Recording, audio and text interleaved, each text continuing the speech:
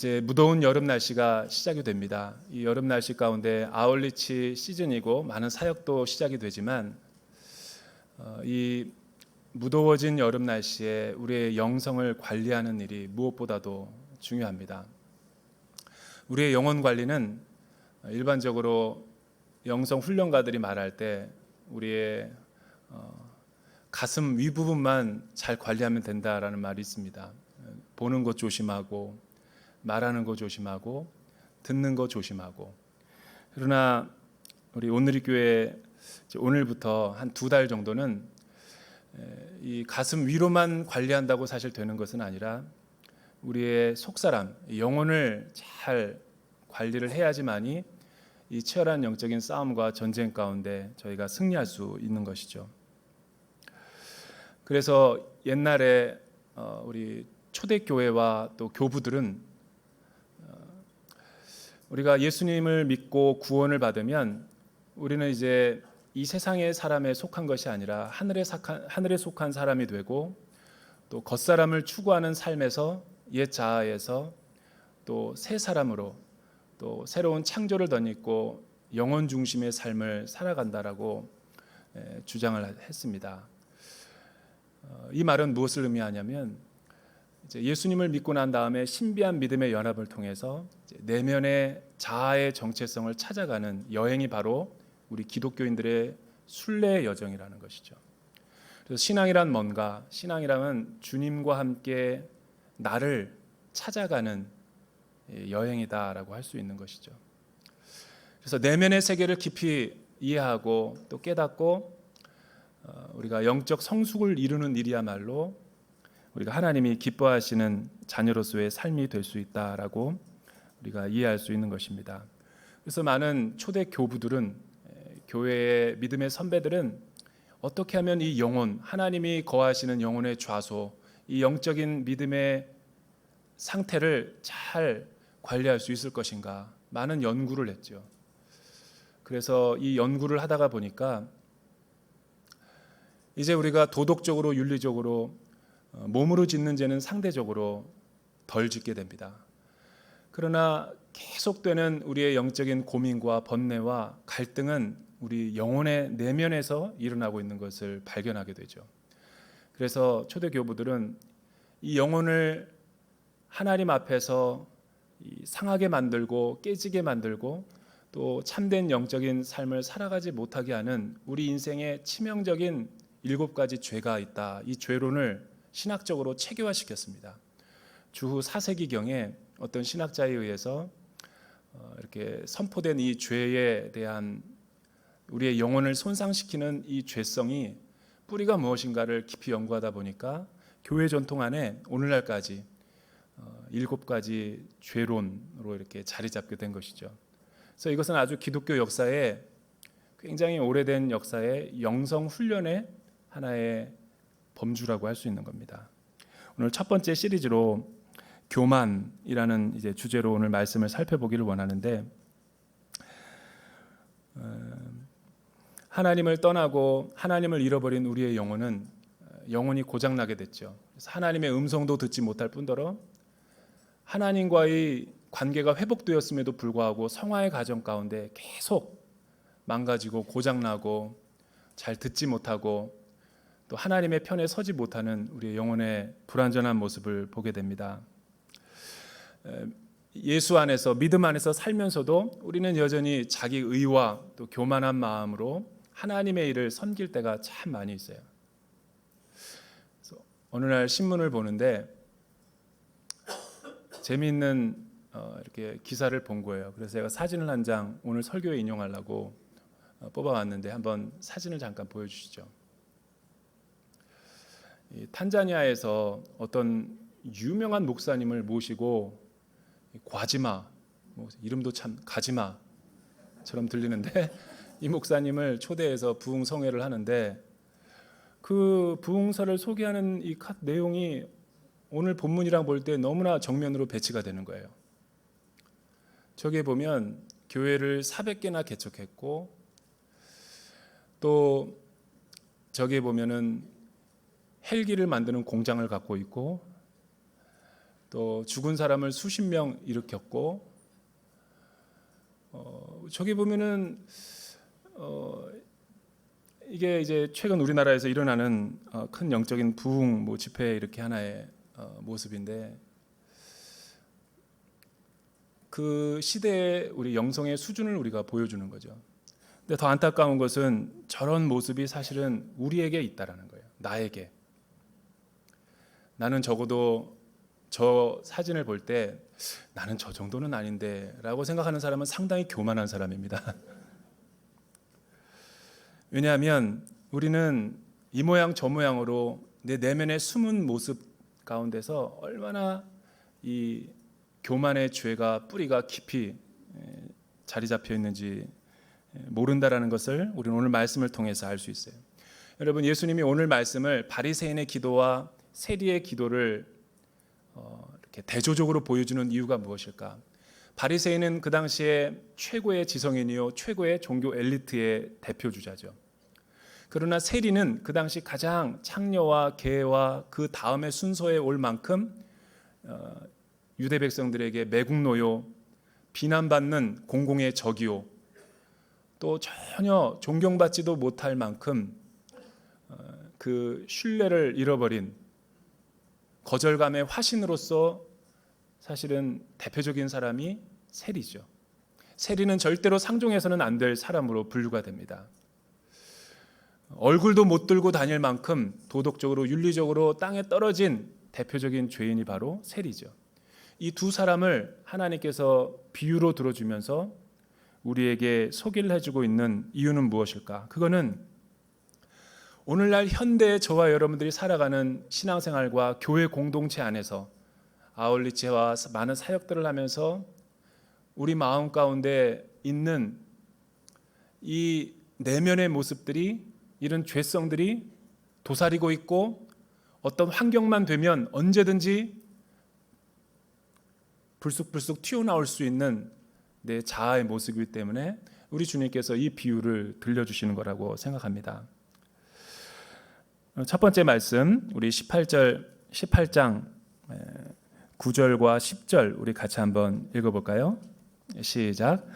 자기가 의롭다고 생각하며 다른 사람,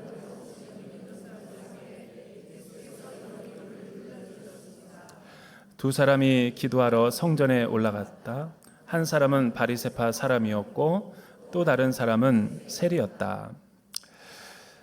11절과 12절 우리 다시 한번 읽어보죠. 11절과 12절 말씀 시작. 바리새파 사람은 서서 자신에 대해 이렇게 기도한다.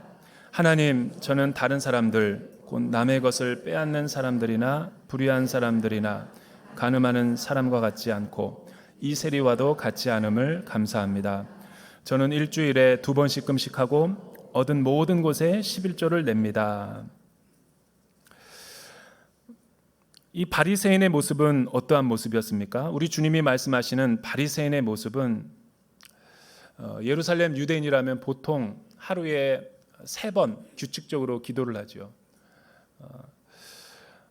오전 9시와 또 정오, 그 다음에 오후 3시에 예루살렘 동쪽과 남쪽과 서쪽의 어떤 위치에서 자기 자리를 잡고 많은 사람들이 보는 앞에서 기도하는 문화가 예루살렘에 사는 유대인들의 일반적인 문화였습니다. 그리고 이들은 특징이 있는데 기도가 서서 하는 거예요. 서서. 왜 서서 하냐면 서서 해야지 사람들의 눈이 뜨니까. 동서남북의 사람들이 자기가 서서 어떤 의식적인 예복을 입고 또 큰 소리로 기도하는 것을 좋아한대요. 그리고 가급적이면 이들은 멀리 떨어져서 사람들이 잘 보이는 이 사통팔탈한 곳에 가서 서서 기도하는 것을 좋아하는 사람이래요. 대표 기도하는 것도 좋아하고.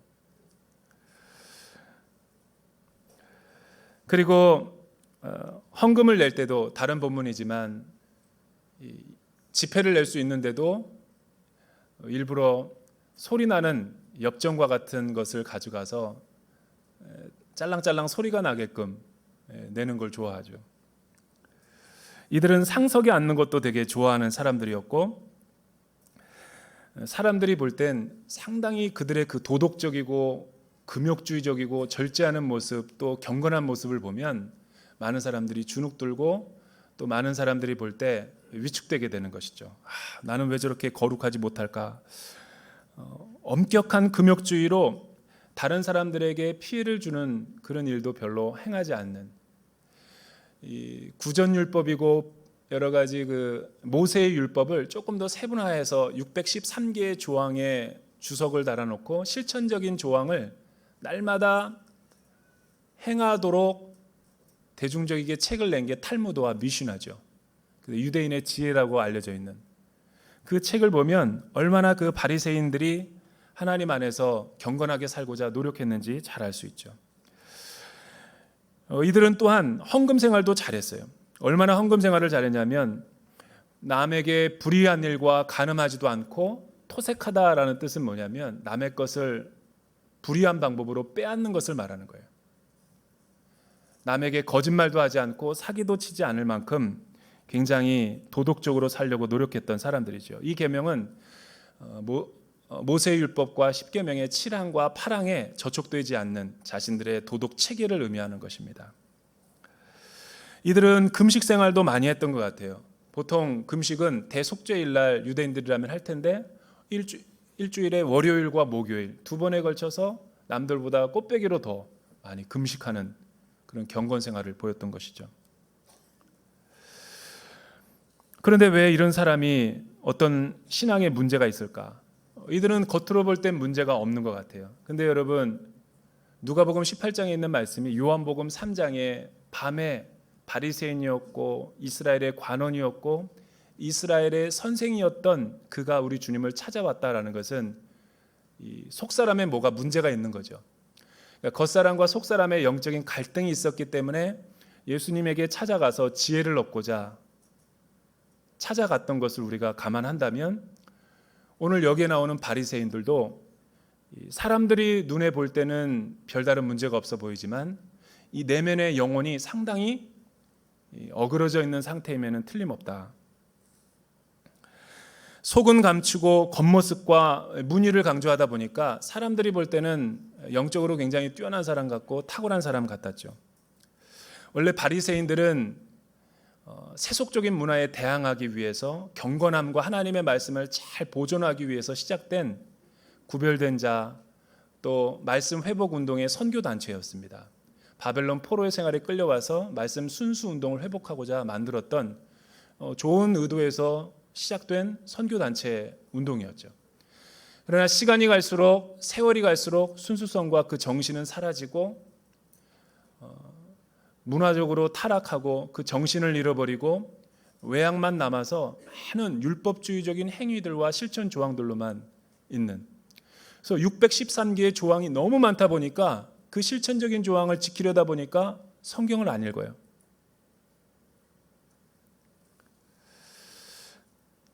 그래서 우리 주님이 예수님 당시에 이 바리새인들의 모습을 어떻게 표현하셨냐면 회칠한 무덤이다.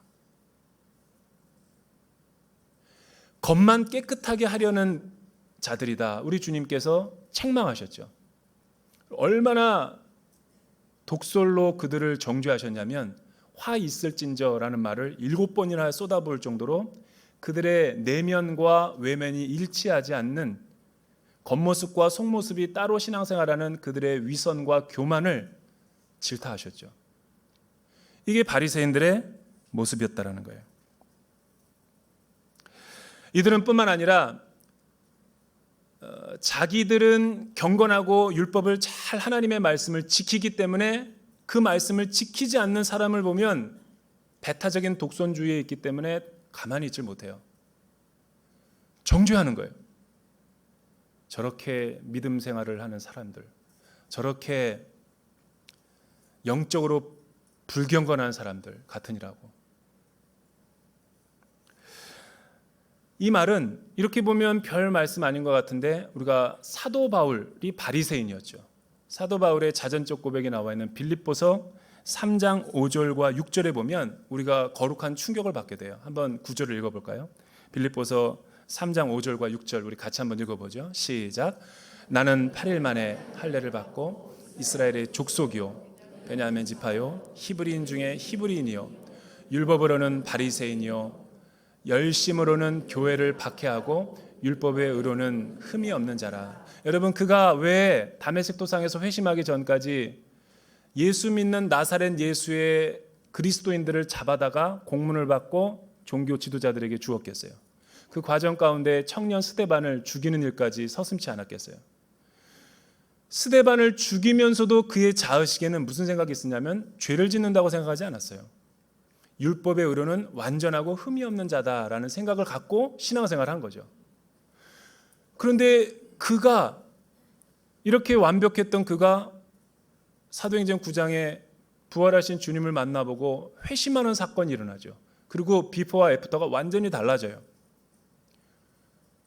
저와 여러분이 예수 믿기 전과 예수 믿고 후가 이렇게 달라지듯이 레디컬한 변화가 일어난 거예요. 어떻게 똑같은 사람인데 바울 이전의 모습과 사울의 모습이 이렇게 다를 수 있는가? 그 궁극적인 해답을 저는 이 구절에서 찾았어요. 율법의 의로는 흠이 없는 자다. 여러분, 우리가 십계명도 못 지키는데 모든 하나님의 율법을, 하나님의 말씀을 자기는 완벽하게 지켰다는 거죠. 여기에 어폐가 있는 거예요. 과연 그가 완벽하게 지켰을까? 그러지 않았어요. 하나님 보시기에는 그렇게 지키지 않았는데 왜 사람들이 보기에 그는 자기가 완벽했다라고 생각할까? 이게 하나님 앞에 나오는 우리의 영적인 걸림돌이죠.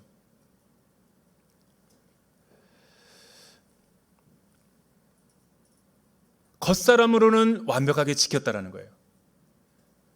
그러나 속으로는 남의 것을 탐내고 남의 것을 불의한 일을 행하고 거짓말을 하고 간음하고 수많은 일들을 자행하면서 겉으로는 그것이 드러나지 않기만 하면 바리새 사람들은 자기는 율법을 완벽하게 지켰다라고 착각하는 거죠. 감옥에 있는 사람들은 어쩌자고 저런 인생을 저렇게 산대라고 정죄하면서도 자기는 그들과 같지 않다라고 생각하는 것과 같죠. 그러나 하나님 앞에서는 이 말을 뒤집어 보면 용서받은 죄인과 들키지 않은 죄인이 있는 거죠. 우리도 다 잠재적으로는 하나님 앞에, 말씀 앞에 범죄자죠. 왜냐하면 하나님과의 관계성이 깨어져 있고 하나님 앞에 반역한 인생이기 때문에. 그래서 사람은 속일 수 있어도 하나님과 말씀 앞에는 우리의 영혼이 속일 수 없다라는 것을 보여주는 거죠. 전도를 하다 보면, 아울리치를 가다 보면 이런 사람을 많이 만납니다. 러빙유 때도 그랬는데, 당신은 죄인입니다. 당신의 죄를 위해서 우리 주님이 십자가에 못 박혀 죽으셨다고요. 그러면 남편들이 뭐라고 얘기하냐면 내 주먹을 믿어라. 나는 목회자 양반, 나 지금까지 어떻게 살아왔는 줄 알아? 법 없이도 살 사람이야 나는. 이런 사람을 적지 않게 많이 보셨을 거예요. 남들이 보기에는 다른 사람보다 상대적으로 죄를 덜 질 수는 있죠. 바람도 안 피워, 술도 안 먹어, 담배도 안 피워, 도박도 안 해. 그러나 인간이 가지고 있는 죄의 함정은 뭐냐면 고무줄 개념이라는 거예요. 사람과 사람을 비교할 때는 다 상대적이지만 그것이 과연 하나님과 절대적인 말씀 앞에 피해갈 수 있는가? 바울은 그걸 놓쳤던 거죠. 우리 또한 자기가 꽤 괜찮다라고 생각하는 사람들의 문제는 겉사람만 그렇지 속사람, 영혼의 상태는 그렇지 않다라는 거예요. 그래서 이 바리새인의 기도는 나는 저 세리와 같지 않았습니다. 불의한 일도 않았고 탐욕적이지도 않았고 토색하지도 않았던 율법에 의로는 완벽하다라고 생각했던 착각을 가지고 기도했던 거죠. 11조도 박하와 근채와 향을 날마다 주님 앞에 드렸다라는 거예요. 그러나 하나님은 그의 기도를 인정해 주기는커녕 그의 구원이 구원에 도달하지 못한 기도다라고 평가절하하셨죠. 반대로 세리의 모습은 어떠한가? 그 당시 가장 죄의 대표주자였던 죄인이었던 쇠리. 여러분 13절과 14절 우리 같이 한번 읽어볼까요? 13절과 14절 시작. 그러나 죄인 가슴을 치며 말했다. 하나님, 이 죄인에게 자비를 베풀어 주십시오. 내가 너희에게 말한다. 이 사람이 저 바리새 사파 사람보다 오히려 의롭다라는 인정을 받고 집으로 돌아갔다.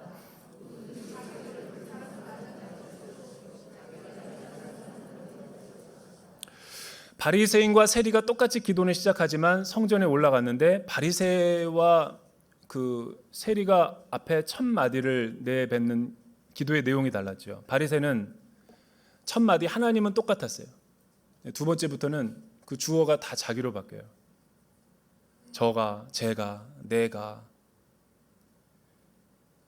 사람들이랑 만나보고 교제를 하고 식사를 해보면 다른 사람의 이야기를 경청하기보다는 늘 자기가 해왔던 일과 이력과 성취와 업적과 공로를 막 이야기하는 사람이 많아요.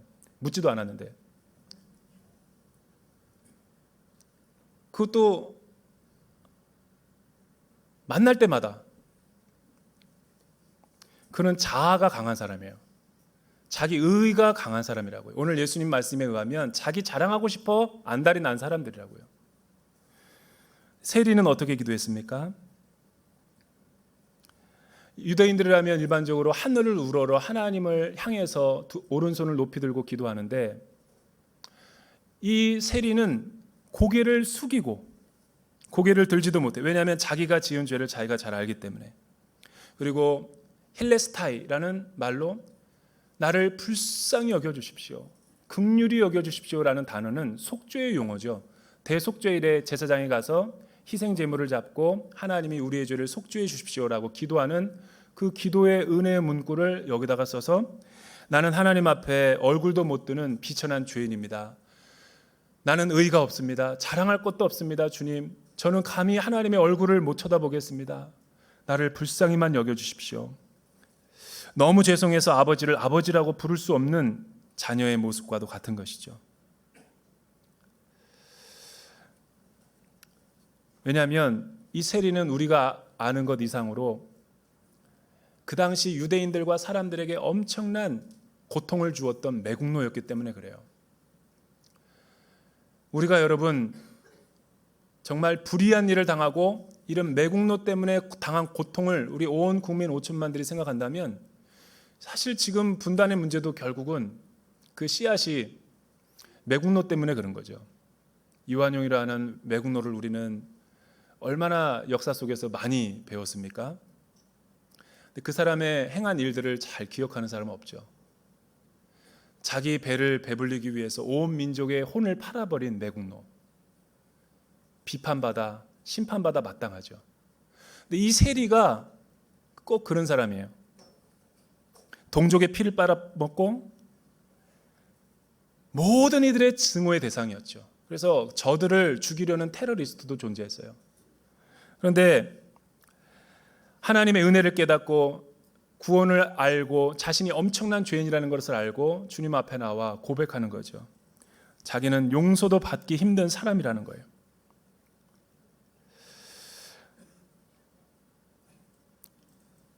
여러분, 예수님 믿고 나서 우리는 어떤 모습으로 신앙생활을 하고 있습니까? 이 세리와 같은 모습으로 신앙생활을 겸손하게 하고 있습니까? 아니면 내 의와 자랑을 늘어놓는 바리새인과 같은 외적인 행위만을 남들에게 과시하고 인정받기 좋아하는 신앙의 모습을 추구하고 있습니까?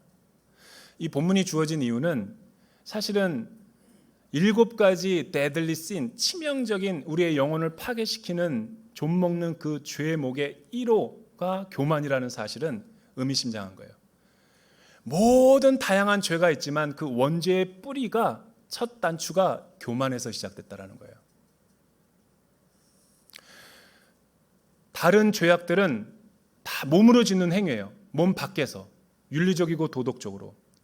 그런데 이 교만의 죄라는 것은 영혼에서 일어난 지옥에서 바로 온 거라는 거죠.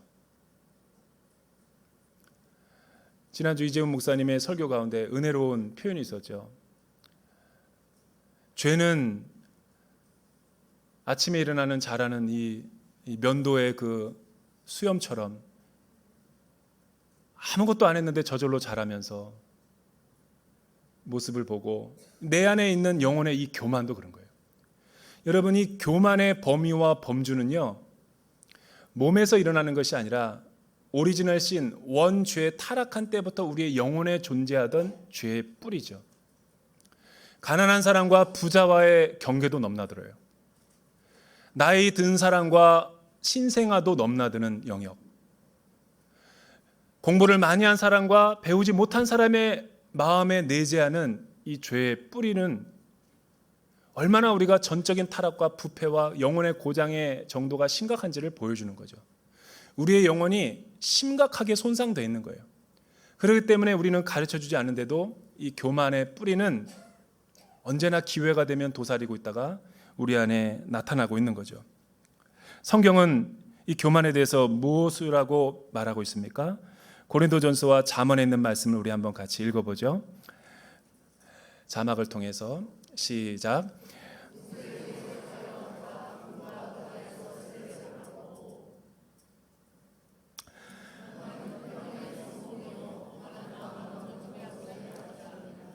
그 앞에 말씀이 좀 잘못 나왔네요. 고린도전서 12장 10절 보면 그런즉 선줄로 생각하는 자는 넘어질까 조심하라. 잠언 16장 18절은 교만은 패망의 선봉이요 거만한 마음은 넘어짐의 앞잡이다. 얼마나 우리에게 중요한 메시지로 다가옵니까? 구원을 받는 것은 우리의 행위나 노력에 의해서 우리가 공로가 있어서 우리의 노력으로 하나님 앞에 간 것도 아니고 구원을 받은 것이 아니에요. 값 없이 이 세리의 바로 태도와 모습 때문에 우리가 구원을 받은 거죠. 그래서 구원은 값 없는 은혜, 거저주는 선물로밖에 표현이 안 되는 거예요. 이걸 독일어로 말하면 가베라 그래요. 가베, 선물을. 그런데 아우프가베라는 뜻은 숙제라는 뜻이에요. 신학자들이 말을 만들었어요. 구원이라는 것은 가베와 아우프가베다. 값없이 은혜로 우리를 불러주셨지만 거기서 끝난 것이 아니라 구원받은 삶에 감사하는 삶으로 우리에게 은혜에 주어진 책임을, 숙제를 날마다 해나가는 것이 우리 그리스도인의 모습이다. 대부분의 근데 성도님들은 은혜 받은 걸로 끝날 때가 많아요. 나는 구원 받았다라는 것이죠. 구원에 합당한 삶을 살려고 하지도 않고 구원에 대한 책임을 지려고 하지 않는 우리의 반쪽 진리 때문에 한국교회가 이렇게 휘청거리는 것이죠. 믿음의 꽃방석에 앉아가지고 나는 구원받았어, 이신칭의로 믿음으로 구원받았기 때문에 나는 자유해 라고 끝나니까 세상에서도 선하고 의로운 삶을 살려고 하지 않고 교회 안에서만 찬양 부르며 기도하며 선교 나가면서 자기의 역할을 다 했다라는 영적 착각에 빠지는 것이죠. 그게 바로 바리새적인 모습인 거예요. 우리 신앙 안에는 세리의 모습도 있고 바리새인의 모습도 있죠. 바리새인과 같은 세리도 있지만 세리와 같은 바리새도 있어요. 나는 용서받았다라는 그 겸손의 미명하에 교묘하게 싹트는 또 교만. 저는 이 말씀을 주의하면서 이해가 되지 않는 부분이 있었어요. 그래서 그 다음의 말씀을 보니까 자기를 높이는 사람은 낮아지고 자기를 낮추는 사람은 높아질 것이다. 바리새인의 기도와 이 세리의 기도가 조금 약간 석연치 않게 끝나는 것에 궁금했는데 15절서부터 하나님의 나라와 어린아이의 마음으로 우리 주님이 풀어주시는 것을 보면서 맞다, 이 말씀이 합당하다라고 깨닫기 시작했어요. 여러분, 사실은 우리가 읽은 9절과 14절의 본문은 기도에 대해서 가르쳐주는 것이 아니에요. 기도의 본질과 형태에 대해서 가르쳐주고자 우리 주님이 말씀하신 것이 아니라 우리의 신앙의 태도와 자세가 어떠해야 되는지를 보여준 것이죠. 하나님의 나라의 구원에 합당한 삶의 모습은 어린아이와 같아야 된다. 근데 우리는 어린아이를 해석할 때 대부분 선입견이 있어서 이렇게 순전무구한 모습, 죄가 없는 상태로만 해석하는 경우가 많아요. 근데 오늘 우리가 읽은 이 본문의 맥락을 보면 헬라어를 보면 블렙타이라고 하는 이 신생아, 유아들을 말하는 것이고 파이디온이라고 하는 것은 7세 정도 되는 유년, 초등학생 정도의 나이를 말하는 거예요.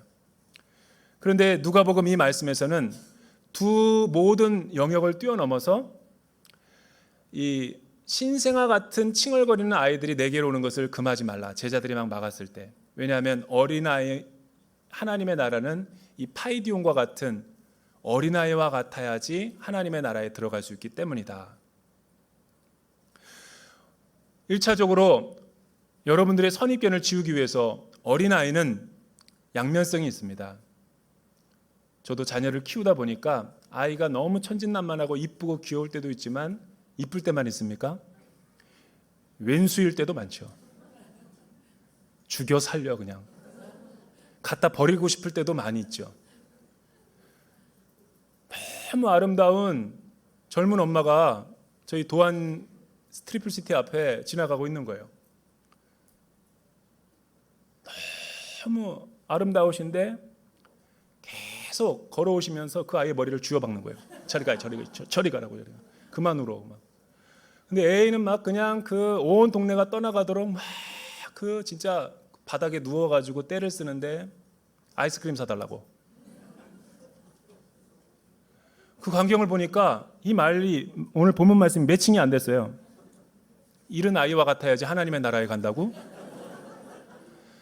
소파 방정환 선생님이 어린이날을 제정했을 때 우리나라는 어린이의 인권이 최악이었죠. 살아 숨쉬는 재산 이외에는 아무것도 아니에요. 최악이었어요. 소파 방정환 선생님은 그 어린이들을 정말 인간답게 살게 하기 위해서 어린이날을 제정하셨어요. 100년이 지난 뒤 우리나라의 모습은 웬수래니까. 저는 5월 달이 두려워요. 가정의 달이 가정을 파괴시키는 날이야. 왜냐하면 너무 재정이 많이 들어가요. 어린이날 있지, 어버이날 있지, 또 스승의 날 있지, 또 무슨 챙기지 하다 보면 이거는 뭔가 잘못됐다. 또 어린 아이들이 사달라는 것을 보면 등골 브레이커라는 말을 쓰잖아요.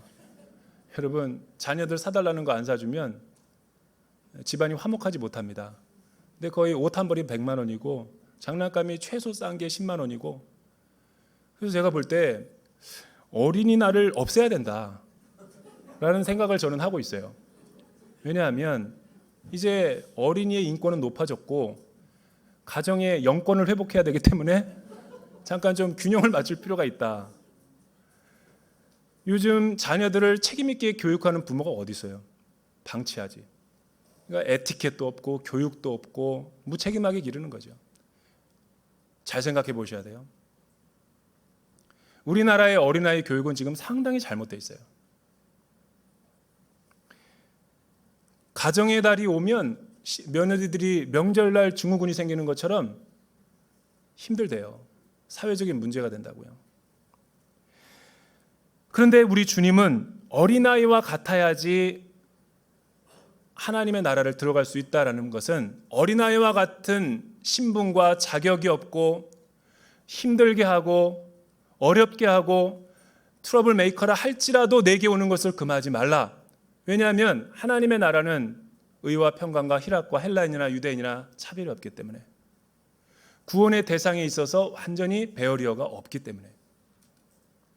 하나님의 은혜는 우리의 노력과 공로로 가는 것이 아니죠. 하나님 앞에 자격이 없음에도 불구하고 그럼에도 불구하고 나를 받아주시고 사랑하시는 그 은혜의 하나님, 헤세드의 하나님을 알고 우리 마음에 영접하면 우리의 삶이 전 존재가 변화가 일어나는 거예요.